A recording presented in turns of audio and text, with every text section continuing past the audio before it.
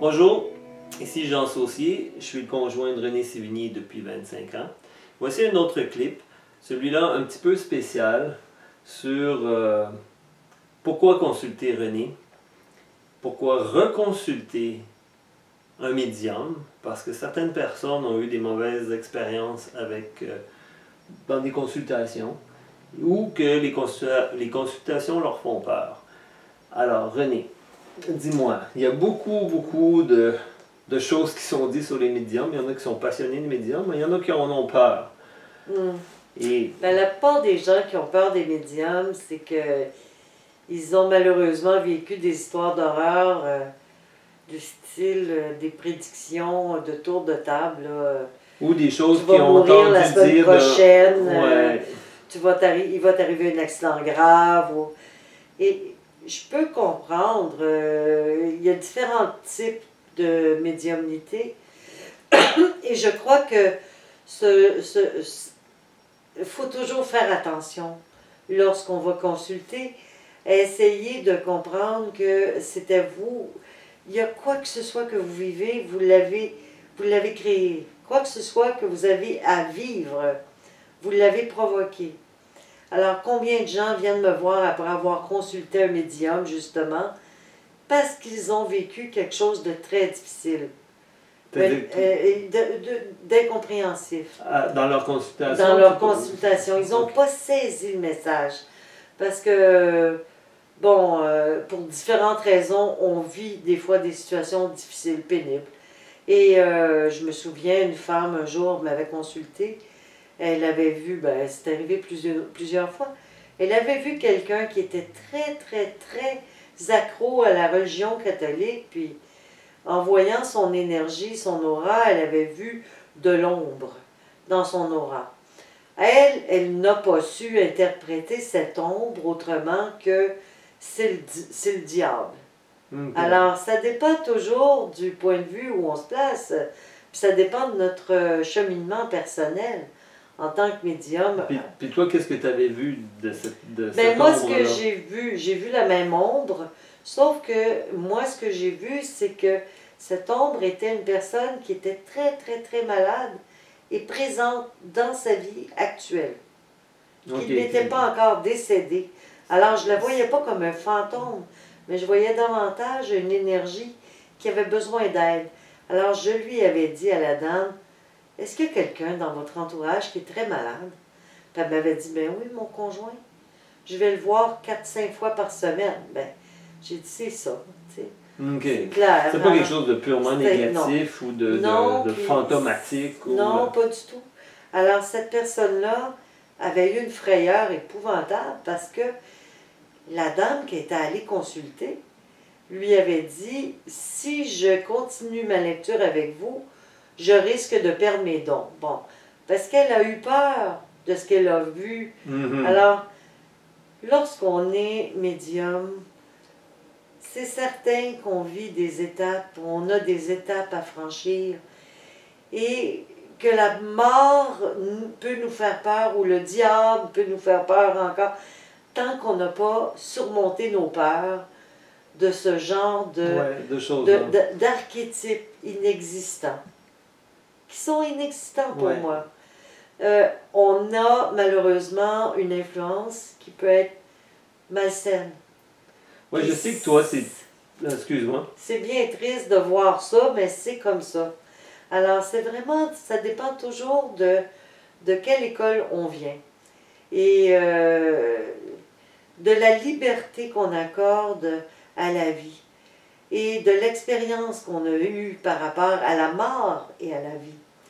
Alors, je ne peux pas juger de ces situations-là, je peux juste essayer de les comprendre.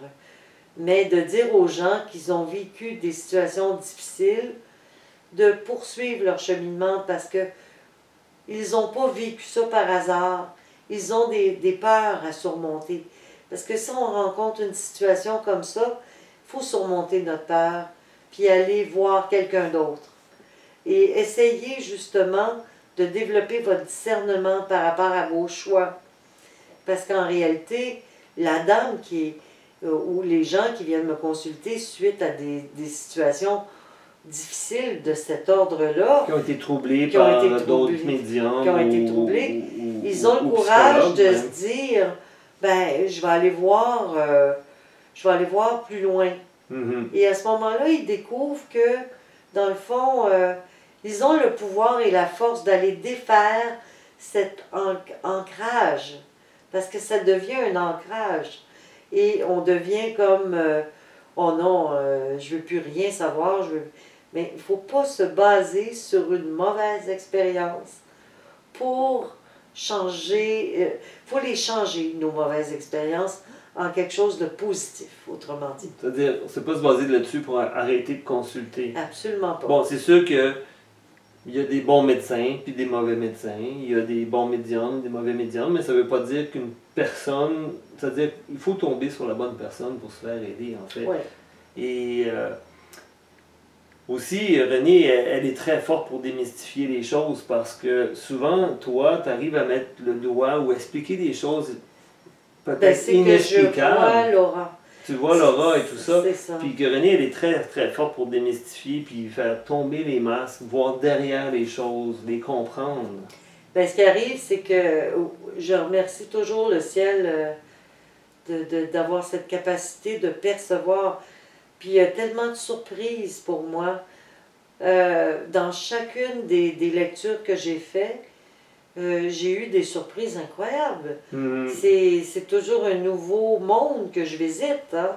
Oui, parce que toi, tu connais pas la personne, Non, tu sais non. même pas qui t'as affaire. Je veux pas savoir qui elle est, je veux même pas qu'elle me pose une question en arrivant. Pourquoi? Parce que je veux vraiment partir d'une page blanche dans ma tête. Là. C'est blanc. Je ne sais pas qui c'est. Alors, je me mets en état de méditation, je me mets en état de transe et je fais ma lecture. Et cette dame-là m'avait pas dit qu'elle avait vu là, un homme dans son énergie. Elle ne m'a pas raconté ça immédiatement. Puis c'est ça que j'avais aimé. J'ai aimé ça parce qu'elle ne m'a pas dit immédiatement « j'ai vécu une mauvaise expérience de tata ». Non, elle ne m'a rien dit.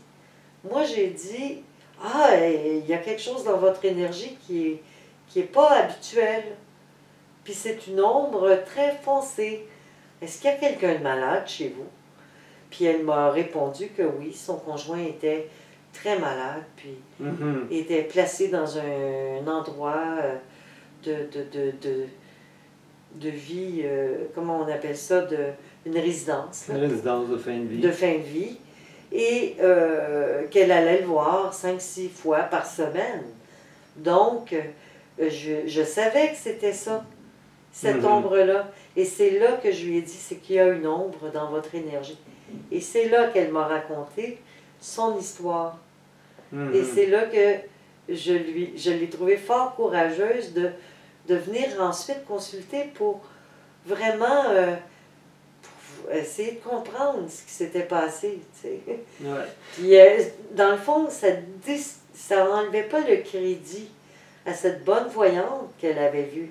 C'était la journée où, malheureusement, elle avait fait une interprétation trop lourde de la situation. Ouais. Ça affilait pas, c'est tout. T'sais. Je sais que Renée, tu fais très attention pour pas t'émisser dans la vie ou même... dans le travail des autres.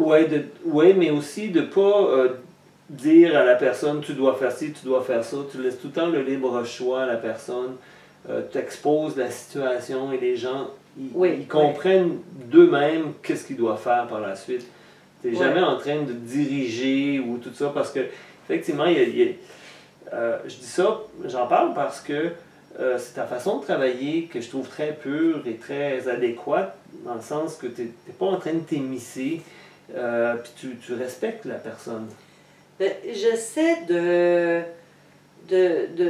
laisser le libre arbitre des gens, oui, mais je leur présente la situation. Oui, parce que je sais que c'est très... Comment dire ça? Même moi qui t'écoute, puis des fois, je prends ça pour une vérité. C'est comme... Tu arrives avec l'information qu'on ne sait pas d'où ça vient, mais sont tellement justes, ces informations-là, que je dis, mon Dieu, ça doit être vrai, ça doit être une vérité. Et toi, c'est des perceptions, c'est des choses que tu vois. Alors, c'est délicat parce qu'on donne beaucoup, beaucoup de crédibilité ou de force à ce que tu dis. Oui, oui. Il faut toujours faire attention. Moi, je suis consciente que si je donne beaucoup de si les gens me donnent beaucoup de crédibilité, ben, il faut que je sois prudente pour ne pas les engager dans des situations qui n'ont aucun sens. Ouais. Alors, j'essaie toujours d'être,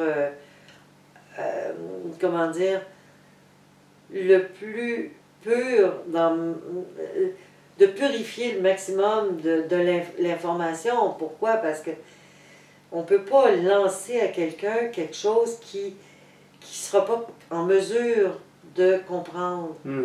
Alors, toujours aller avec douceur expliquer les situations qui se passent.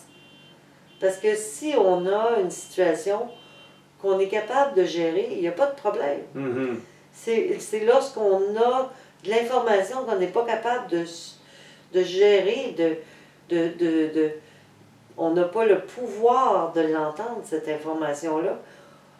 Pour l'instant, c'est mieux pas. Ouais. Alors moi, il y a des gens qui viennent dans mon bureau, dites-moi tout, dites-moi tout. Ben, c'est justement ces gens-là qui ont vécu des expériences horribles. Ils ont vu des voyants. Pour eux, les voyants, ça va leur dire des choses comme... la prédiction. La prédiction. Moi, la prédiction, je suis pas contre ça. Je vous dis pas que ça arrive pas. Mais c'est pas à ça que ça sert. Pour moi, une lecture de l'énergie de la personne, c'est pour lui indiquer le cheminement qu'elle a accompli jusqu'à maintenant. Et pour l'aider à poursuivre ce cheminement-là. Alors, c'est pas pour seulement de la prédiction. La prédiction, ça fait presque pas partie de mon vocabulaire. Ça veut pas dire qu'il n'y en a pas. Parce que c'est comme un feu qui passe à travers moi et qui dit à quelqu'un, ben, vous allez avoir une ouverture bientôt. Ou vous allez déménager bientôt. C'en est des prédictions. Il y a quelqu'un de malade dans votre entourage qui va peut-être décéder. Mais à ce moment-là, si je dis ça à la personne, c'est parce que je sais qu'elle est prête à entendre ça, puis que je ne vais pas la bouleverser avec cette information. Tu n'es pas en train de programmer quelque chose de négatif dans cette vie-là? Non, pas du tout. Oui, je comprends. C'est lié à la conversation qu'il y a eu. Et c'est lié à la... Si c'est quelqu'un, comme par exemple, de tellement... C'est ça, l'aura m'indique tellement de choses. Si la personne est assise sur elle, la personne qui va décéder, ben à ce moment-là, je ne peux pas empêcher mon... je peux pas m'empêcher. De le mentionner, parce que c'est là, c'est là. Ouais. Ouais. Dis-moi, René, pour terminer, qu'est-ce que tu pourrais dire pour quelqu'un qui n'a jamais consulté, ou pour les sceptiques qui ne croient pas du tout en ça, pourquoi ils te consulteraient? Ou pourquoi ils consulteraient un médium? Ben moi, j'aime les sceptiques parce que j'aime ça. J'adore ça. Tu sais, si quelqu'un est sceptique et qui vient me consulter, je vais l'aider à comprendre que la réalité de la vie ne se passe pas qu'ici. Oui, parce que souvent ces personnes-là sont très cartésiennes, ils ont une intelligence aiguë, sont très logiques. Ils sont intelligents et brillants et j'aime ça. Parce qu'avant de commencer un travail psychique, de médiumnité ou de voyance, il faut avoir un excellent équilibre. Il faut être équilibré mentalement. Si on n'a pas cet équilibre mental, on ne peut pas aller loin. Alors c'est pour ça que je vous dis que les gens qui sont cartésiens, moi je respecte ça au maximum parce que je les trouve logiques. Ils ont le discernement. Merci René, on va arrêter là-dessus. Alors j'espère qu'on vous a informé suffisamment pour quoi consulter, ne pas avoir peur des médiums et surtout pas de René parce qu'elle est adorable.